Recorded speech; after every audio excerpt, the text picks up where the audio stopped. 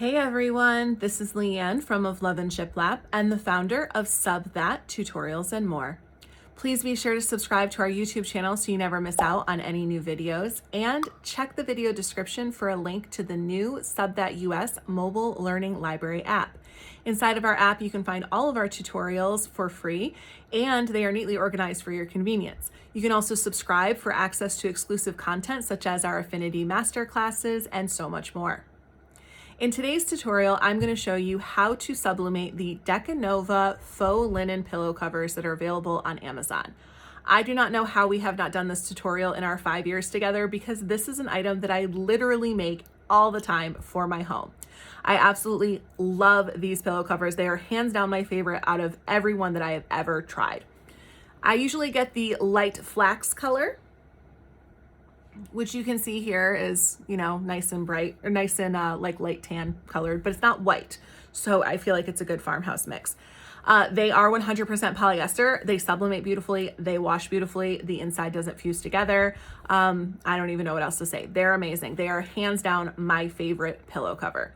I love that this is a versatile item that only costs a couple of dollars and can be sold literally all year round. You could do only monograms, you can do holidays and seasonal stuff, you can do memorial pillows. The list really goes on and on. I use these for both outdoor and indoor purposes, just with different inserts, and I used to sell these printed when I sold physical products. This was one of my best sellers and always received high compliments, which is one of the reasons why I recommend it, and also why I do a lot of throw pillow designs in my shop at Of Love and Shiplap. So let's go ahead, and I'm going to answer some common questions about these pillows, and we'll get our design set up in Affinity Designer and send it off to print on our Epson SureColor F570 Pro before pressing it on Blue the Fusion IQ.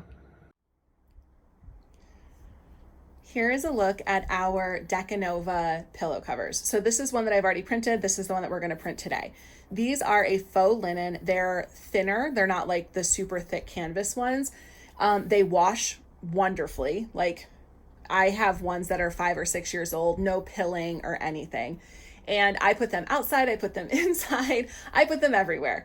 This particular color, light flax, is my go-to because this is really good with that farmhouse aesthetic. It's not bright white, but it has like a nice little flaxy tone. So I love these, and I used to sell pillow covers pretty exclusively as part of my home decor line, and I use these all the time. They're really reasonably priced and easily available on Amazon, so two star points right there. I personally only ever sell pillow covers. I have never sold them with the inserts because most people have pillow covers already, so why give them more stuff to take up space? You can offer both options. I do recommend offering both options. That way people can choose the pillow cover alone or the full pillow with the insert if they want to. Keep in mind that inserts are a little bit pricey. They usually average around $4 or $5, and that's like the median price. Sometimes you can get them for $3, sometimes they're $7. So just keep that in mind. If you are actively choosing to sell home decor and focus on something like pillows, then I recommend ordering your pillow inserts in bulk from a place like PillowFlex. Their rates are really very reasonable for what you get with them, and they're nice quality inserts. This insert is just like a generic one from Joann's. They were like a 2-pack kind of thing for $7 or $8, and I probably used a coupon to save some money. I love how stunning these always look no matter what the design is. So this particular design was one that we did last year in a tutorial. You can check out that tutorial if you want to learn how to make this design. But let's talk about the pillow itself. So these pillow covers are 18 inches. Ooh, I'm about to lose them. They are 18 inches. When you are choosing an insert, the number one question I get is what size for the insert. Your insert for any pillow is going to be 2 inches bigger than the pillow is. So for an 18-inch pillow cover, you would choose a 20-inch insert. The second most common question I get is about sizing your design. And this is a little bit of a more difficult area because we always want to create the most aesthetically appealing product. Aesthetics are what sell our products. And so when we're trying to compete in what we feel like is a competitive market of selling handmade goods, we stand out by having something that looks like it's been a professional print, which means your design can't be too small and it also can't be too big. when you put the pillow insert in here, we can see that this is our main puffy area and this design fits perfectly on here. The way that I calculate this is I consider 2 to 3 inches smaller than the size of the pillow. That is going to be for everything that is 18 inches and up. For everything that is 16 inches and down, we are looking at taking off about 1.5 inches per side. So it's per side. So when we say 2 to 3 to 4 inches smaller for an 18-inch pillow cover, we are talking about doing 4 inches up to like 8 inches. We're talking about that general range that we're taking off. So this particular design and the designs I usually print are 12.5 inches wide and tall, or 12.5 inches at the biggest dimension. I find that this is literally the perfect size. From an aesthetic standpoint, it is just the right amount. We don't want our design folding over to the edge unless it's something like a stripe that's intended to do that. For a general design like this, it should fit and be centered in the middle, especially if it has text. You don't want your text off to the side. You want it to be nice and focused in the middle. So I do 12.5 inches by 12.5 inches. My former printer, the Workforce 7710, the max size was 13 by 19 that it could print. So with the margins, that's 12.5 by 12.5. So this worked out perfect because it filled a 13 by 19 page.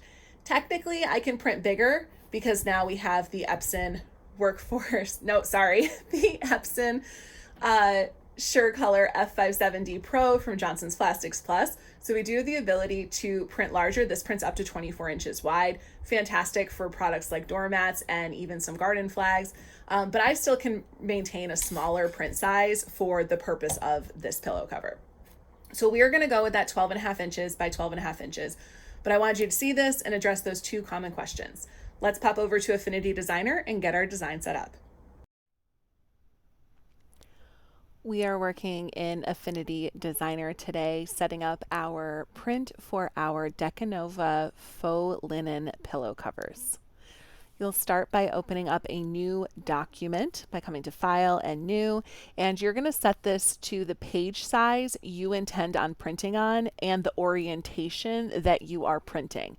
So I would be printing on like a 13 by 19 page, but today I am using rolled paper inside of the Epson SureColor F570 Pro. I'm using rolled paper that is 17 inches wide. So I'm going to choose the option of like a 17, let's see, we want this to be landscape. Yours is going to be portrait unless you're using a rolled paper. Just make sure I specify that. Mine is landscape because I'm using the rolled paper that's 17 inches wide. I just want to adjust my height to 13 inches to accommodate my design size accordingly. I don't want to waste a bunch of extra paper, so I try and make it as close as possible. Our DPI should always be set to 300. You should not be selecting an artboard when you're printing. And your color for sublimation, your color format should be RGB/8 always. And your color profile, the most current one is this sRGB IEC 61966-2.1. Now, if you have a Mac computer and you are facing issues with your colors, usually selecting the Adobe RGB option, Adobe RGB 1998 from the dropdown, will resolve that. That's only for Macs, not for people with Windows. Macs are prone to color related issues. Keep in mind that this is your document setup. This is not an ICC profile. If you have a special profile on printing, you will select that when you select your printer settings. This is just for document setup to get the best results with sublimation. Once you have everything set, go ahead and click Create. Now we just need to import and size our graphic. I'm going to select my Place Image tool and choose this Merry and Bright Lantern Co. design from last year.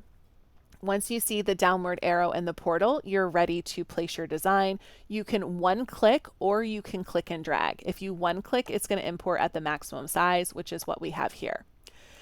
Always double check to see if there's any like negative space in your design. I do actually have some right here. And the reason why we want to do that is because we want to make sure we have the best measurements. So in this case, since I do have a little bit of negative space at the bottom, what I'm going to do is right click on that layer in my layers panel and choose rasterize. Make sure that you already have your graphic at full size when you do this, because once you do this, the resolution is going to be locked in. So that means you can't make it smaller and think you're going to be able to resize it. So that just eliminated that negative space that was down here, so we can have accurate measurements when we resize. You're going to come to your transform panel, which is located in the bottom right side of your screen. You want to make sure that your aspect ratio is locked before you do this. You'll know that it's locked when it has the little arms. This is true in both 1.0 and 2.0 versions of Affinity Designer. It doesn't matter which one of these that, oh, actually it does. Because we have the width and height not exactly the same, we're going to focus on the larger number and set that one to the measurements we decided on, which was 12.5 inches. So it will automatically adjust the height, so we only have to adjust one, and then we'll just center it on our page so that it's ready to print. Now I love when things are centered, but you could choose to have it over a little bit and add some additional smaller designs if you have something available. I don't, so we're just gonna roll it right on over in the center like that. I know that it's centered because I see my red and green snapping guides. Those snapping guides are activated when you have this magnet icon selected. So if you don't see them and you want to see them, make sure that that's selected. You can also simply center by choosing the align center options available through the alignment tool, which is right here. All right. Once we have our design set up and ready to go, it is time to print. You're going to come to File and then Print. I have my Epson SureColor F500 series, my F570 Pro. I'm going to click on Properties, and I am going to select all of my settings that I need to. So my document size is already set up. We've got our 13 by 19 by our 13 by 19, and I'm using my rolled paper, so I have that option available to me. And this is going to be for textile, so I need to switch that to textile. It's giving me a little alert sign because I also need to adjust that on the printer itself. And print with high quality, fantastic. All I need to do is click OK and then OK again, and it will send it off to print. We are over here on Blue the Fusion IQ, and our first step is going to be to lint roll and pre-press. You always want to make sure that you pre-press textiles so that they can get all of the atmospheric moisture out of them that's inside. The reason why we do this is because when we don't do it, the fibers are going to shrink when we are pressing our transfer on, which is the #1 cause of ghosting during the sublimation process. This should be an easy to understand concept. Think about the clothes that you wear every day. When you put on your clothing in the morning, it usually feels nice and snug because it just came out of the dryer. Throughout the day, it no longer feels snug. It feels looser. It's not that your clothes got bigger during the day. It is that the moisture it has absorbed from your body and your atmosphere has relaxed those fibers. And then when you put it in the dryer, it shrinks them up again. The same kind of concept is happening here. And we want to make sure that we don't do that when there's a transfer on, because the ink is literally going to be trying to get into the fibers while that shrinkage is happening, which is what causes ghosting. I recommend having the zipper just off the edge, not because it melts. I mean, it's a metal zipper, but this just ensures that you're going to get nice, even pressure. So we're going to stick that on, lint roll it.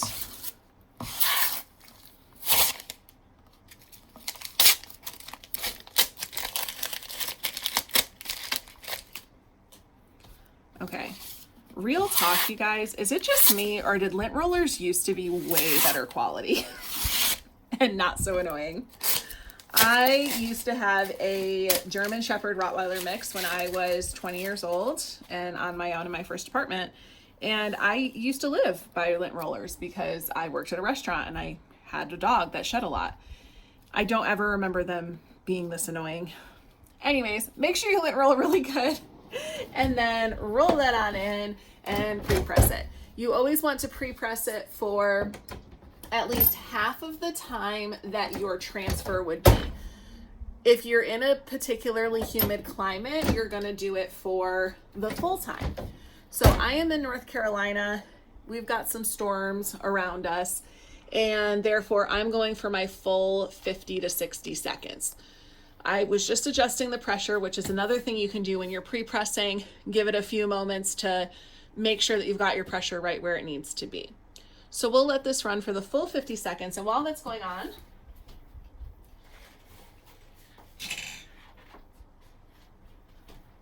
we will trim our transfer.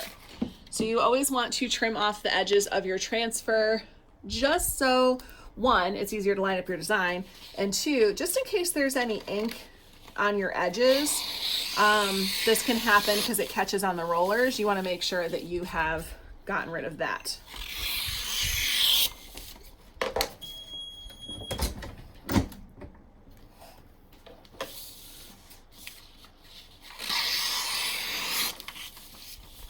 But I also like to do this just because it's easier to line up the design and make sure it's even. All right, let's go ahead and get it centered. And I also want to make sure it's level. My laser level is missing in action. It's because I loaned it to our co-admin, Laura. So Laura, if you're seeing this, you and your husband still have my laser level. So we're gonna use a regular level because I'm compulsive and I like things to be straight and even. Also, the laser level happens to be about the thickness of how far from the edge of the pillow edges that I want to be anyways. So that's just like a nice little bonus. So I can kind of see it with the design. It's almost the same thickness. Move over just a little bit. Now you can choose to tape if you would like to tape. I usually don't. That's really just for you guys personally. I am going to make sure that this is level though. Okay. I personally love the laser level. If you guys haven't seen videos where I use the laser level, that's my favorite go-to. Like I said, I loaned it out and unfortunately I don't have it back. You want to make sure to cover with some blowout paper. Again, if you have adequately pre-pressed, you don't need to worry about taping as long as you don't just like yank everything out. You can tape if it makes you feel better. Or you can use spray adhesive. I don't usually use either of those unless I absolutely have to. Usually if I use them in tutorials, it's just for you guys. So blowout paper, slide it on in, close it on up. We are doing 380 degrees with medium firm pressure, so like a 5 or a 6 if you've got a digital pressure gauge, for 50 to 60 seconds. How long you will do will be dependent on your paper. I find that 50 seconds works best with the Epson paper that's specifically designed for the F series SureColor printers, so that's what I'm going with.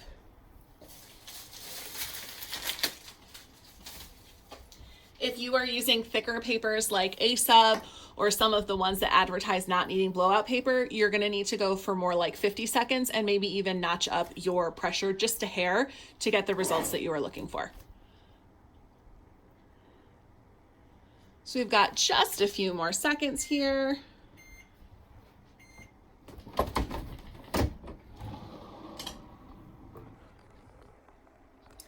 And I always like to just kind of hold my finger in the middle and then lift up everything so I don't accidentally shift it. And ta-da. So we're gonna shake it out.